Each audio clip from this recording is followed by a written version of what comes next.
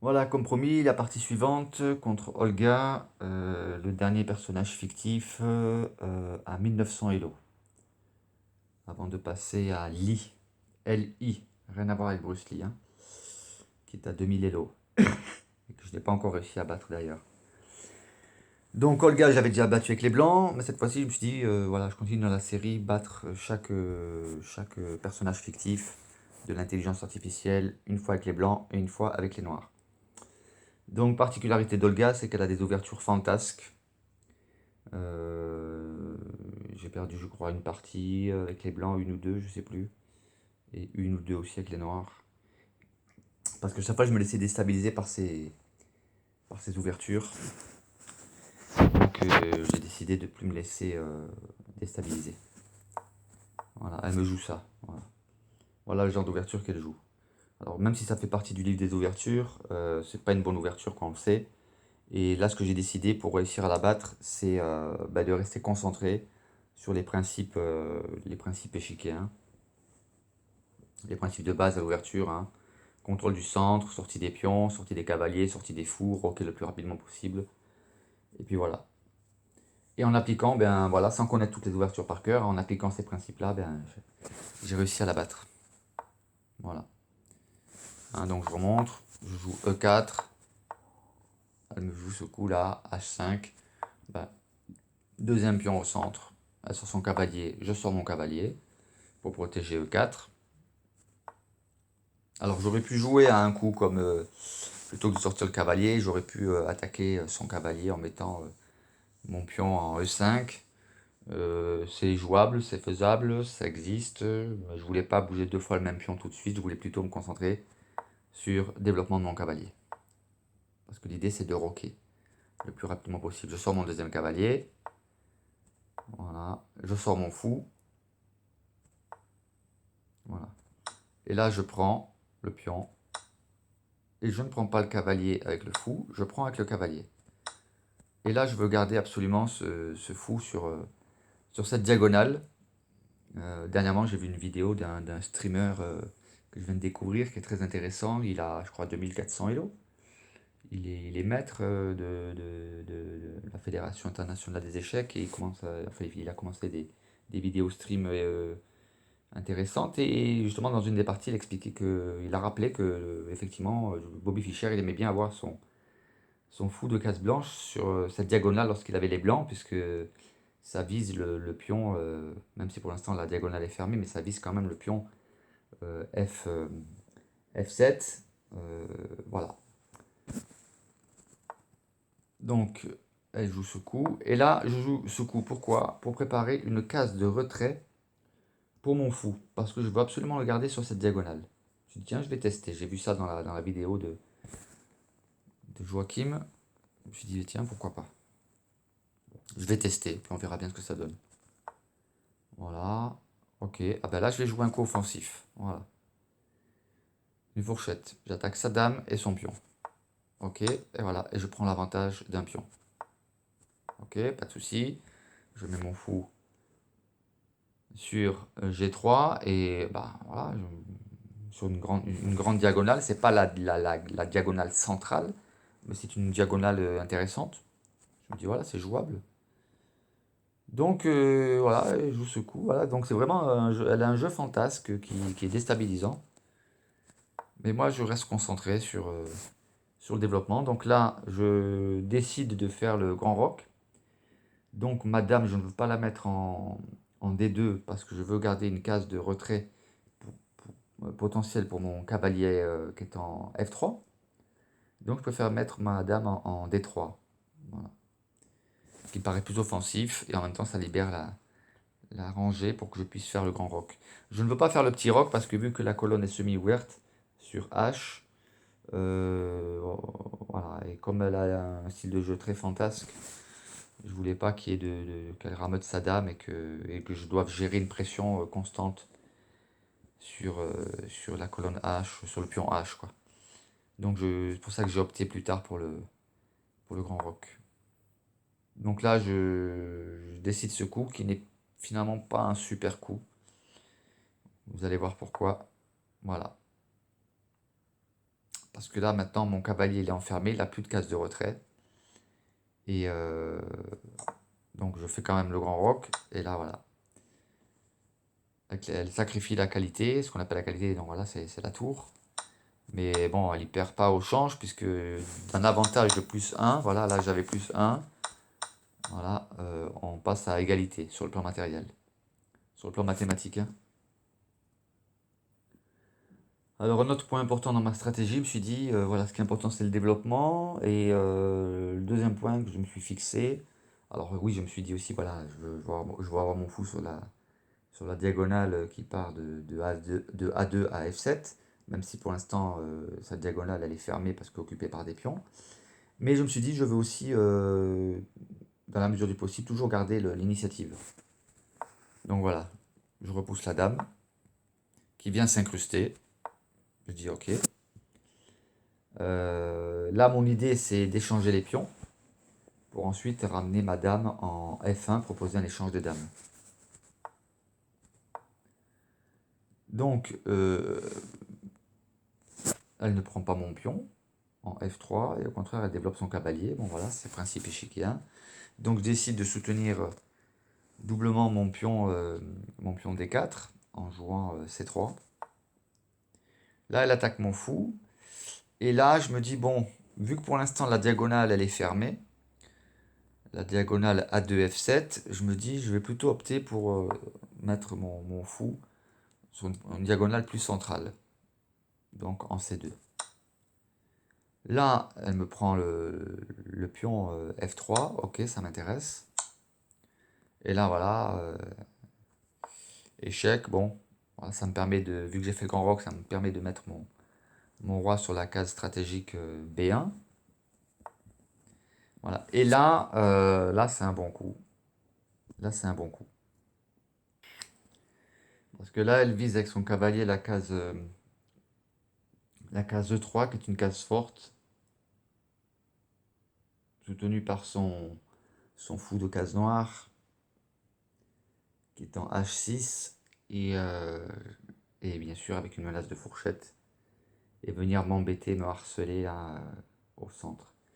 Donc j'opte pour ma dame en E2, avec l'idée que si son cavalier vient m'embêter, je peux mettre en ma tour encore, elle peut s'échapper, et venir en E1. Et mon fou sera protégé, mon fou en C2 sera protégé par ma dame. Donc je me dis jusque là c'est jouable. Donc là elle libère la rangée de sa tour qui est restée inactive jusqu'à présent. Donc la tour H8. Et moi je décide d'enlever mon roi d'une potentielle attaque en, en D2 qui me mettrait échec. Bon, en quel cas je reprendrai avec le, avec la tour. Et voilà, je serais prêt à échanger ma tour contre son fou et son cavalier. Mais quand même, je préfère éloigner mon roi de toute attaque de fourchette ou de mise en échec. Parce que je ne sais pas ce qu'elle va jouer dans la suite à ce moment-là. Donc elle me joue ensuite, voilà, tour G8, ok. Donc moi, je consolide la pression sur la case E3 avec ma tour et je prépare en même temps une attaque à la découverte avec un échange potentiel de dames en montant éventuellement mon pion en G3.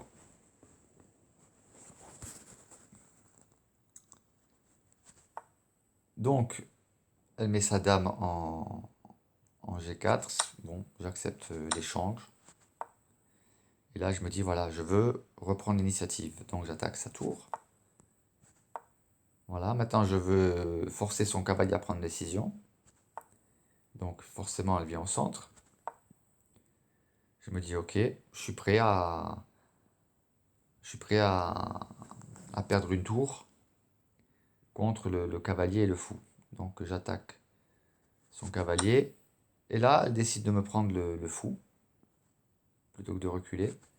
Bon, je me dis ok, c'est jouable. c'est jouable. Sur le plan matériel, mathématique, on est égalité. Par contre, sur le plan positionnel, je me dis qu'elle a un petit avantage, enfin un avantage quand même qui n'est pas des moindres, c'est la paire de fous. Et ça, effectivement, elle va me harceler avec ça. Donc je vais devoir jouer avec beaucoup de prudence et veiller à chaque fois à ce que mes tours soient sur les bonnes cases et qu'elles ne se retrouvent pas en enfilade de clouage devant le roi, quoi. Donc je décide de sacrifier un pion. Donc je perds un pion, effectivement. Voilà, elle va me harceler. Et je veille, pour l'instant, je me dis, son fou, là, il peut pas faire grand-chose. Son fou de case noire. Mon pion à H2, pour l'instant, elle peut pas l'attaquer. Avec le fou de case noire, il a rien à craindre. Mais elle va trouver quand même la parade. Alors moi, j'essaye d'activer, hein, d'essayer de prendre des contrôles de colonne. Voilà. Là, elle prépare la sortie de son fou de case noire. Donc je décide de passer à... Enfin, d'essayer de conserver l'initiative. Voilà. Là je vois la menace venir, hein. Mise en échec. Hein, la mise en échec, c'est-à-dire si je descends pas ma tour, avec sa tour, elle vient en E2 me mettre échec. Et après c'est la fin des haricots, quoi, hein. C'est plutôt mal barré. Je sens pas le truc. Donc je décide de rameuter ma tour en m'assurant qu'elle ne risque rien de la part d'un quelconque fou. Donc là, je propose un échange des tours. Ok. Voilà. L'échange des tours est fait. Mais quand on fait le point, c'est chaud quand même, hein. Donc, elle attaque mon pion. Ok, je le protège. Là, j'active ma tour. Et je peux pas aller... je peux pas aller sur C4, C5, C6, C7. Donc, je vais sur C8. Parce que je vois des menaces d'attaque du roi sur mes pions. G et H, quoi. Donc là, je veux maintenir la pression et garder l'initiative. Ok, j'attaque. Voilà. Et là, j'empêche le roi d'aller plus loin. Parce que le roi, je le voyais déjà descendre, descendre en G4, puis ensuite H3 et me prendre mon pion H2. Alors qu'en venant avec ma tour ici, le roi est obligé de reculer. Donc moi, l'idée ici, c'est de descendre avec ma tour en D6 pour attaquer son fou. Donc voilà, pour être actif et garder l'initiative. Elle se ramène à la charge. Je remets échec. Et là, je me mets sur cette colonne avec l'idée de tenter une promotion. Je me dis, c'est tout ce qui me reste à faire, même si à ce moment-là, j'y crois pas beaucoup. Mais je me dis, voilà, c'est ce qui me reste à faire. Donc là, le nettoyage de ce côté-là, ça va, ça m'intéresse, hein. Donc on remarquera que voilà, hein, elle a échangé 2 pions. Voilà. Contre 1. Donc là, autant avant, voilà, là elle avait plus 1. Avec cet échange, on redonne réel. Mais ça reste quand même ardos, quoi. Ah oui, là, bah, finalement, voilà, le plus 1, elle le retrouve, quoi. Vous savez ce qu'elle fait, hein. Donc là, moi, je me dis, c'est tout ce qu'il me reste à faire maintenant. Chercher la montée. Alors le pion, là, je réalise que mon pion en G3 est perdu. Je me dis, bon, voilà, bah, on monte, hein. Là, je joue échec. Je fais de la place. Ok, échec. Et là, je me dis, c'est jouable. Donc, elle va prendre le compte. Là, donc, je monte ma tour. Et elle tente aussi la promotion. Je dis, je fais d'abord ma promotion. Et là, voilà. elle a commis une erreur. C'est que son pion, maintenant, en F2, ne descendra pas en promotion. Échec, ok, pas de souci. Et je prends le pion. Et maintenant, toute l'astuce va se jouer à essayer de lui prendre le dernier pion. Voilà, ça m'intéresse. Et là, voilà, elle a fait une erreur. Descendre avec son fou plutôt. Fou en D5 pour protéger le pion. Mais D5 le roi, hop, je prends. Et ça va se jouer maintenant. Finale, eh bien, roi et tour contre roi et fou. Donc là, oui, ce que j'ai décidé d'appliquer comme stratégie, c'est de ne pas tenir compte du fou pour l'instant. Bon, toujours en faisant attention de ne pas me retrouver sur la même diagonale d'un clouage tour-roi. Donc je veille à chaque fois à cela, mais je me suis dit je vais essayer d'enfermer le roi, quoi. Comme on fait quand il n'y a pas de fou, quoi. Là par exemple, si elle bouge son fou, tout dépend où elle le met, eh bien, je mets ma tour en C1 et le roi est obligé d'aller sur la colonne B. Voilà. Et d'ailleurs, c'est voilà, en ayant mis son fou là, ben, c'est ce que je fais. Là, le roi est obligé d'aller sur la colonne B, puisque le roi ne peut pas aller sur la colonne D. Mais non, il ramène son fou, ok. Ben, finalement, elle va quand même sur la colonne B, donc ça m'arrange. Voilà. Donc là, ça va se jouer pas mal de temps. Alors voilà, j'essaye d'enfermer. Voilà, alors là j'aurais même pu directement. Là, j'aurais même pu directement jouer ma tour en B7 pour que le roi n'ait pas de possibilité de sortir de la colonne A. Voilà, j'ai perdu du temps. Bon, je vais quand même y arriver à faire ce que je veux.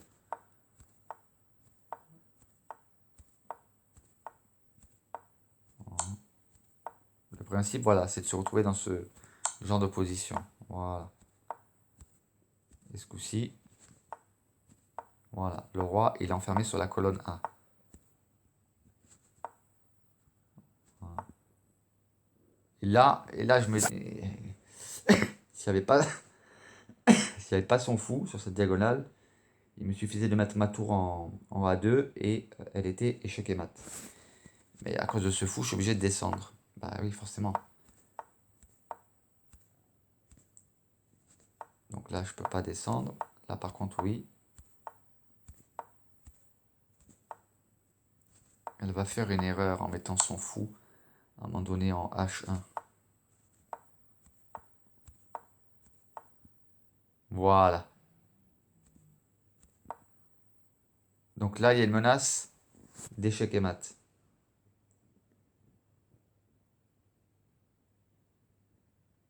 Ouais, menace d'échec et mat. Parce que même si elle ramène le fou en, en B7, je mets ma tour. Ah non, il n'y avait pas échec et mat, je mets ma tour en A4 et elle met le fou devant. Ouais. Mais comme elle va pas le faire, elle joue ce coup-là.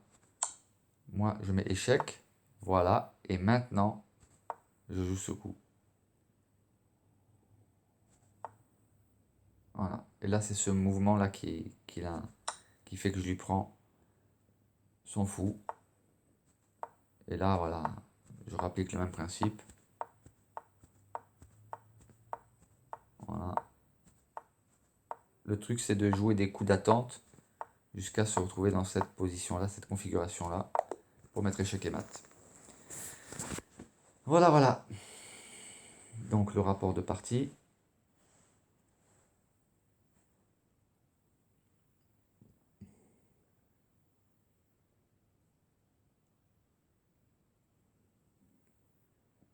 Donc au niveau de la précision de jeu, ben, c'est pas mal de part et d'autre, hein. J'ai 95,2 à la 94,4. Au niveau des meilleurs coups, j'ai quand même 73 meilleurs coups contre 69. J'ai 29 coups excellents contre 31. J'ai 10 bons coups contre 9. J'ai 2 coups théoriques contre 2. J'ai 4 imprécisions, elle en a 5. J'ai 5 erreurs quand même, elle en a 2. Par contre, j'ai pas fait de gaffe, elle en a fait 4. Et j'ai un gain manqué. Voilà. Donc maintenant que je les ai tous battus jusqu'à 1900 Elo, ben, je vais pouvoir me concentrer à présent sur Lee, que je n'ai pas encore réussi à battre, et uniquement Lee. Il faut que j'arrive à la battre une fois avec les blancs, une fois avec les noirs, avant de passer au personnage suivant. Voilà, j'espère que ça vous a plu. Au plaisir!